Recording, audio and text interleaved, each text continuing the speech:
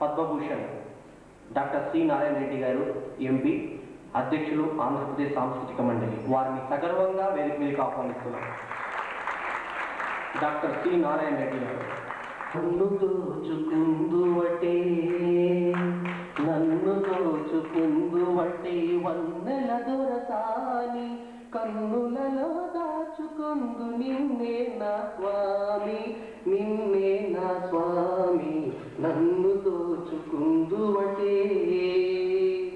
దోచుకుంది ఆయన మనల్ని, కన్నులలో దాచుకుంది తెలుగు సినీ చిత్ర పరిశ్రమ.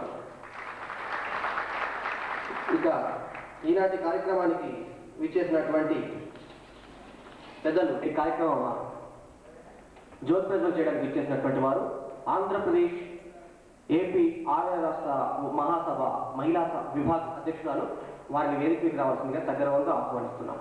ఉప్పల శారదా భరత్ గారు.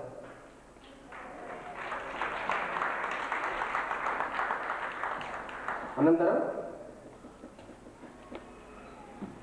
సంగీత దర్శకుడు లక్ష్మణ్ సాయి గారు, సినీ సంగీత దర్శకుడు, చిన్న చిత్రాల పెద్ద సంగీత దర్శకుడు శ్రీ సాయి లక్ష్మణ్ గారిని వేదిక మీదకి రావాల్సిందిగా సగర్వంగా ఆహ్వానిస్తున్నాం. అలాగే సినీ దర్శకుడు, నెహ్రూ చిత్రం ద్వారా పెద్ద దర్శకుడుగా కూడా ఎదిగినటువంటి శివనాగు గారు, చాలా కష్టపడి పైకి వచ్చినటువంటి వ్యక్తి, వారిని వేదిక మీదకి రావాల్సిందిగా కోరుతున్నాం. ఇక ఈనాటి కార్యక్రమంలో ఇంతకు మిమ్మల్ని అందరినీ తన హిప్నాటిజంతో ఆకట్టుకున్నటువంటి ప్రపంచ రికార్డ్ గ్రహీత, Limca books of records holder doctor V Nagesh గారిని వేదికకి రావాల్సిందిగా కోరుతున్నాం. డాక్టర్ వి నగేష్ గారు. అలాగే ఈనాటి సభాధ్యక్షులు, పెద్దలు, సాంస్కృతిక సేవాబంధు లయన్ రత్న శ్రీ వై సిద్ధిరాములు గారిని వేదిక మీదకి సగర్వంగా ఆహ్వానిస్తున్నాం.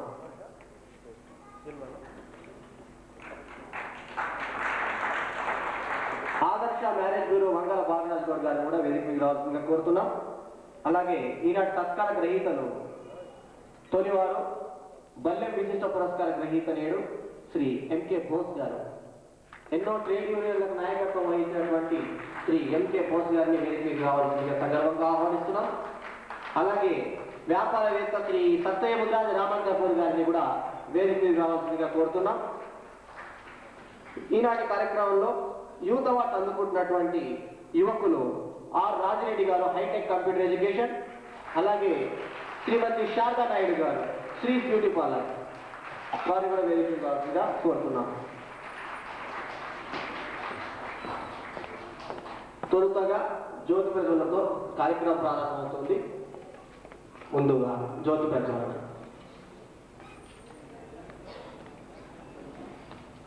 అతిథుల్ని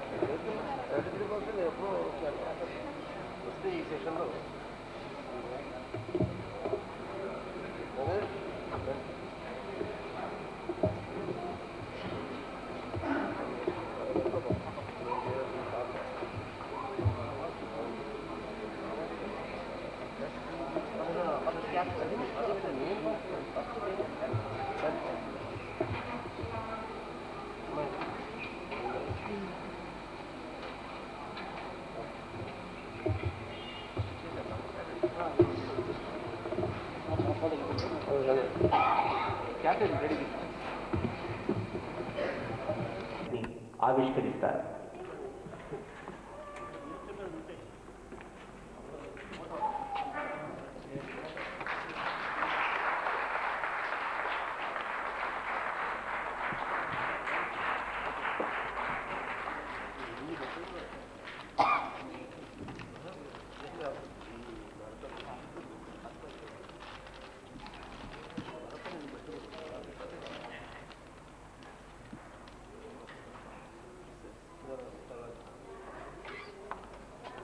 నాగేష్ గారి దగ్గర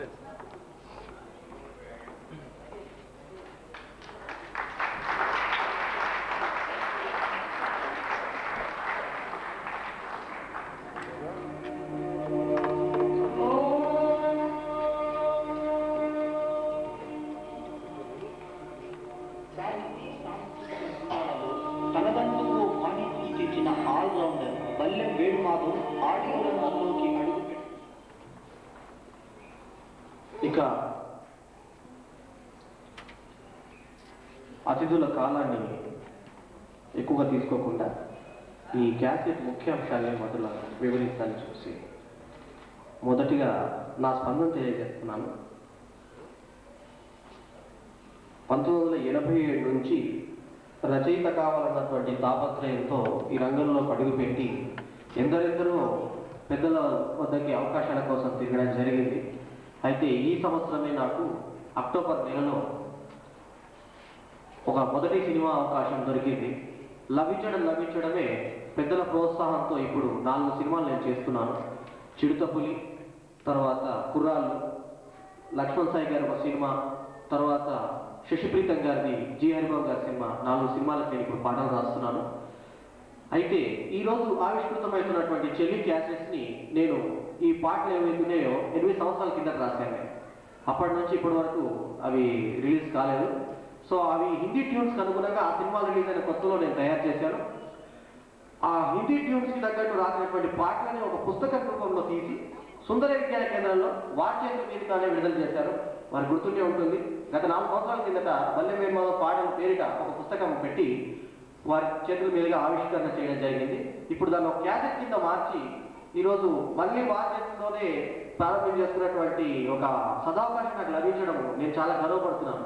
ఇంకొకటి, మేము నెలకు ఒక కార్యక్రమం చేస్తున్నా కూడా నారాయణ గారు పిలిచేటప్పుడు మాత్రం చాలా జాగ్రత్తగా ఏ ప్రోగ్రామ్ పిలవాలో చాలా ఆలోచించి మరీ పిలుస్తున్నాము. ఎందుకంటే వారు పుస్తకావిష్కరణలకు ఇటువంటి క్యాసెట్స్ పాటలు ఇటువంటి దానికి ఇచ్చేటువంటి ప్రాధాన్యత చాలా ఎక్కువ ఇస్తారు వారు. అది నిజంగా నేను చాలా సంతోషపడుతున్నాను. ఎందుకంటే ఏ పాట అయితే తనని ఈ స్థాయికి తీసుకొచ్చిందో ఆ పాటని, ఆ సాహిత్యాన్ని ఆయన మర్చిపోలేదు. మాలాంటి చిన్న కళాకారులకు వారు లాంటి పెద్ద అండ వాళ్ళ ఆశీస్సులు ఉండడం మాకు ఎంతో అవసరం. అది నిర్వర్తించడానికి తన విలువైన సమయాన్ని కూడా కేటాయించి వారు వచ్చారు. ఆ క్యాసెట్ గురించి మాట్లాడడానికి, అది వినడానికి కూడా తను ఒక కారణం పెట్టుకొని మొత్తం విని దాని దాతాంతం నాకు జీవించిన తీరు నేను మర్చిపోయాను. సభాముఖంగా వారికి నేను ఒక నా వినయపూర్వకమైనటువంటి కృతజ్ఞతాంజలిని ఫస్ట్ సమర్పించుకుంటూ, తర్వాత ఈ కెరీర్కి ఇప్పుడు నాకు మొట్టమొదటి సినిమా అవకాశం ఇచ్చిన వల్లభనే జనార్దన్ గారు రావాల్సి ఉంది. వారికి కూడా నేను కృతజ్ఞత తెలియజేసుకుంటాను. అలాగే ఈ క్యాసెట్ వెనుక అతి ముఖ్యమైన సారథి గంగాధర్ శ్రీనివాస్, వారిని వేదిక మీద కావాల్సిందిగా కోరుతున్నాను.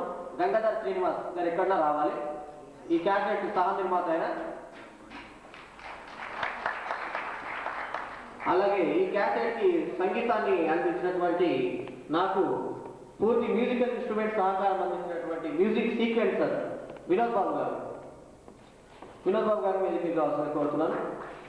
సో వీళ్ళు ఏంటంటే ఈ క్యాసెట్ సరిగ్గా 100 రోజుల ప్రాజెక్ట్ కింద జరిగిందండి. బిజీ ఆర్టిస్టులు పెట్టుకున్నందుకు భరణి గారు ఉన్నారు. భరణి గారు అమెరికా వెళ్ళిపోవడం జరిగింది. ఆ సగం ఆగిపోయిన క్యాసెట్ అట్లా ఇది 100 days ప్రాజెక్ట్. యాక్చువల్లీ ఒక్క రోజు రికార్డింగ్ అయ్యే రోజుల్లో 100 days దీన్ని పే తీసుకొని సరిగ్గా 3.5 నెలలు ఈ క్యాసెట్ కనుక శ్రమించి దానికి ఎఫెక్ట్ రావడానికి ప్రయత్నం చేశాము. మరి దాని టైం, అది రిలీజ్ టైంలో సరిగ్గా దాని 150 రోజులు అయింది. ఇప్పటికి సరిగ్గా 5 రోజుల ప్రాజెక్ట్. అది అంత కష్టపడ్డాము ఆ క్యాసెట్ మీద. అది మరి ఇప్పుడు వారి అమృత ఆత్మాల మీదకి విడుదలైంది కాబట్టి తప్పకుండా దానికి మంచి రిజల్ట్ వస్తుందని చెప్పేసి నేను భావిస్తున్నాను. దీంట్లో మరొక విషయం చెప్పాల్సి ఉంది, తనిఖీల భరణి గారి గురించి. ఎంత చక్కటి భాషా ప్రయోగం చేశారంటే ఈ క్యాసెట్లో, నేను వారికి మళ్ళీ ఇంకో మాటగా కూడా చెప్పలేను, అంత చక్కటి ప్రయోగాన్ని తను చేశాడు. సో ఆయన కూడా నేను హృదయపూర్వకంగా అభినందనలు తెలియజేసుకుంటాను. ఏదో డబ్బింగ్లో ఉన్నాడు సోదరుడు, లేకుండా తప్పకుండా వచ్చేవాడు ఆయన. సో భరణి గారిని కూడా నేను ఈ సందర్భంగా గుర్తు చేసుకుంటున్నాను.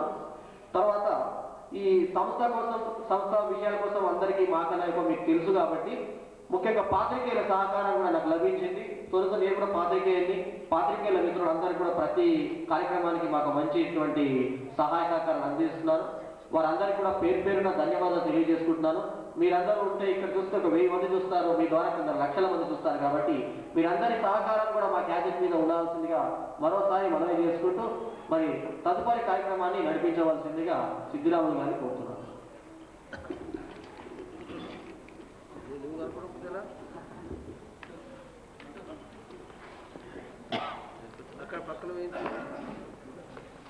అందరూ చూశారు. ఒకటి హిప్నోటిజం, రెండోది చెరీ క్యాసెట్ రిలీజ్ కావడం, తర్వాత ముఖ్యమైనటువంటి వాళ్ళకి అవార్డు కూడా ఉంది. అయితే మన గురువు శ్రీ నారాయణ రెడ్డి గారు కొద్దిగా వెంటనే వెళ్ళవలసిన అవసరం ఉంది కాబట్టి వారి సందేశం ఇచ్చి వెళ్తారని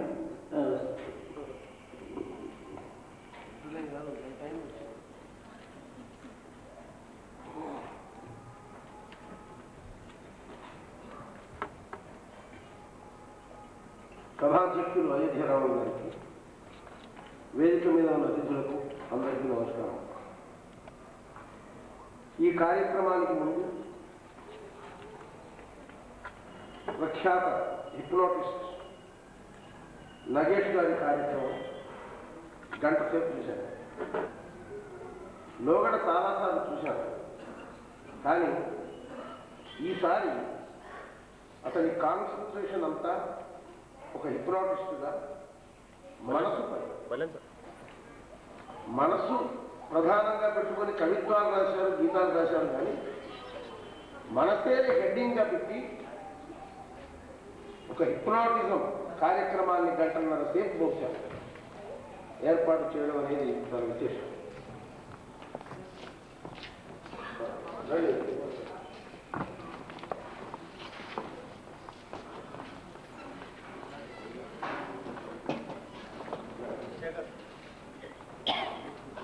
మన ముఖ్య అతిథి మంత్రివర్యులు కృష్ణ యాదవ్ గారు వచ్చారు. మా బల్లెం వేణుమాధవ్ తరఫున నేను వేదికపై ఆహ్వానిస్తున్నాను. కృష్ణ యాదవ్ గారు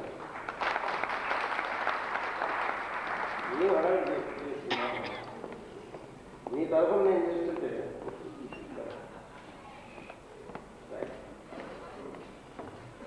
నగేష్ గారు మొత్తం గంట సేపు చూసిన తర్వాత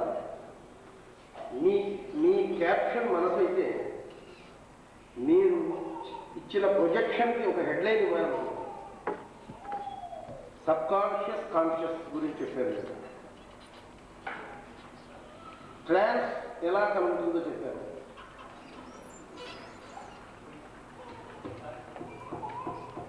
సబ్ కాన్షియస్ కాన్షియస్ గురించి చెబుతూ సైకాలజీకి సంబంధించిన విషయాలు. విజ్ఞానం, వినోదం రెండు కలగలిపిన కార్యక్రమం అందించారు. అన్నిటికీ ఫోకల్ పాయింట్, కేంద్ర బిందువు మైండ్. ఇవాళ మీ క్యాప్షన్ ఇస్తున్నాను. మీ మొత్తం programme heading mind is the man అనేది మీ థీమ్గా నేను భావిస్తున్నాను. Muscle is not man, mere muscle. కండ మనిషి కాదు, పశువుకు కూడా కండ ఉంటుంది. ఎద్దుకు, బర్రెకు ఇంకా మనకంటే ఎక్కువ కండ. అన్నిటికంటే కండ ఏనుగు. కానీ ఏనుగును డ్రైవ్ చేసేవాడు మనిషి. కారణం మీకు మైండ్. కాబట్టి ఇవాళ అద్భుతమైన కార్యక్రమం చేశారు. వెరీ అనలిటికల్, సైకలాజికల్ అనాలిసిస్ చాలా గొప్పగా ఉంది. ట్రాన్స్లోకి ఎలా వెళ్ళారు, ట్రాన్స్లోకి వెళ్ళిన వాళ్ళు డాన్స్ చేయడం అనేది ప్రపంచంలో ఎక్కడ జరగదు, పడుంటారు. కానీ మీరు మంచి ప్రయోగం చేశారు. So mind is the man. ఇక ఈనాటి సమావేశాల్లో రెండవ భాగం బల్లెం వేణుమాధవ్ ఆర్ట్ థియేటర్ సమర్పించే చెలి అనే క్యాసెట్ విడుదల. ఈ చెలి అనే క్యాసెట్లో పాటలు ఉన్నాయి. ఈ పాటలు రాసింది ఎవరు? బల్లెం. సంగీతం కూర్చిందెవరు? బల్లెం. పాడిందెవరు? బల్లెం. నిర్మించిందెవరు? బల్లెం. దర్శకత్వం వహించిందెవరు? బల్లెం. ఇలా అనేవాడు తనకళ్ళ భరణి ఉంటే అలా అన్నాడు. నేను మా భరణి లేని నోటు తీర్చడానికి స్టైల్ చెప్పాను. భరణి గొంతు నా గొంతు వేరు కదా. చాలా బాగా చెప్పారు. భరణి అద్భుతమైన ఫన్, చమత్కారం. తెలంగాణ డైలెక్ట్ అంటారు తప్ప. నేను క్లారిఫై చేయాలి. ఏం బిడ్డ గట్ట చూస్తున్నావు, దిమాగ్ ఫిరాయించిందా అన్నాడు అనుకోండి. తెలంగాణలో అన్నాడు. నా వేమనవాడ దగ్గర నా హనుమాన్పేటలో అన్నారు, మనసు బాగాలేదా, పైత్యం నీకు పైత్యమా అంటాడు. ఎవడన్నా పోరగాడు ఇట్లా చూస్తే ఇప్పటి ఆడపిల్ల ఏం పైత్యం అని అట్లా చూస్తావు, అందుకని దిమాగ్ ఫిరాయించింది అనదు.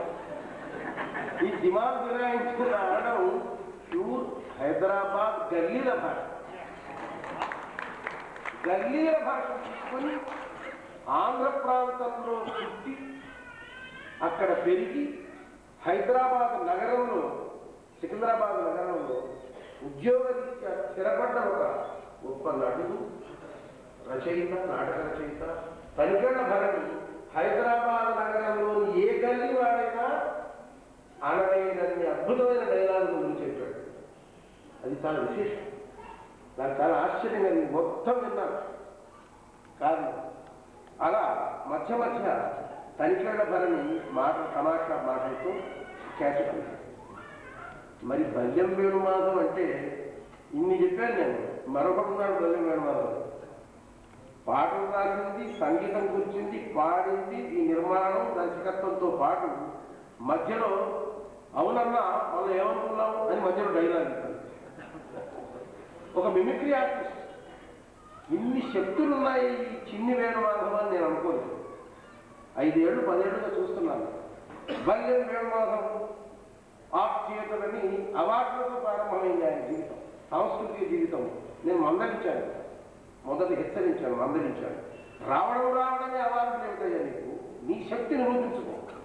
అవార్డులు ఎవడైనా 4 డబ్బులు ఉన్నవాడు, 4 డబ్బులు ఇచ్చుకున్నవాడు, 4 డబ్బులు పుచ్చుకున్నవాడు, 4 డబ్బులు తెచ్చుకున్నవాడు అవార్డుల ఫంక్షన్ చేస్తున్నాడు అని కొంచెం మందలించి 1 సంవత్సరం వెళ్ళలేదనుకుంటుంది కార్యక్రమం. ఎందుకంటే నేను కోరి ఒక 2 సంవత్సరాలు నేను అలుక వహించాను నీ మేలు కోసం. ఆ తర్వాత చూస్తే ఒకరోజు వక్త, నాటక రచయిత, కథా రచయిత, గేయ రచయిత, గాయకుడు ఇవన్నీ బయటపడ్డ తర్వాత ఆ బల్యం వేణుమాధవును మర్చిపోయి ఈ బల్యం వేణుమాధవును బెల్లంలాగా నంచుకుంటున్నాను. ఇందులో విశేషం ఏంటంటే top most musical melodious hit songs తీసుకున్నాడు. హిందీ సాంగ్స్ తీసుకుని మా వినోద్ బాబు తెలుసు. హిందీ సాంగ్స్లో కొన్ని కటింగ్స్, కొన్ని విరుపులు తెలుగుకి నప్పం రాయడం సులభం కాదు. ఆ రకంగా బాగా పాపులర్ హిందీ ట్యూన్స్ తీసుకొని దానికి చాలా బాగా మాటలు కూర్చాడు. ఆ మాటలు చదువుతూ ఉంటే విడిగా ఒక స్వతంత్ర గీతానికే ట్యూన్ బాణి కట్టారా అన్నంత బాగుంటుంది. ఈ 5 రకాల బాధ్యతల్లో మీరు నంబర్ 1 ఓ కరోడ్పతిలో అడిగినట్టు యూ సజెస్ట్ ఓన్లీ 1 అంటే ఇది 4 వస్తాయి కదా.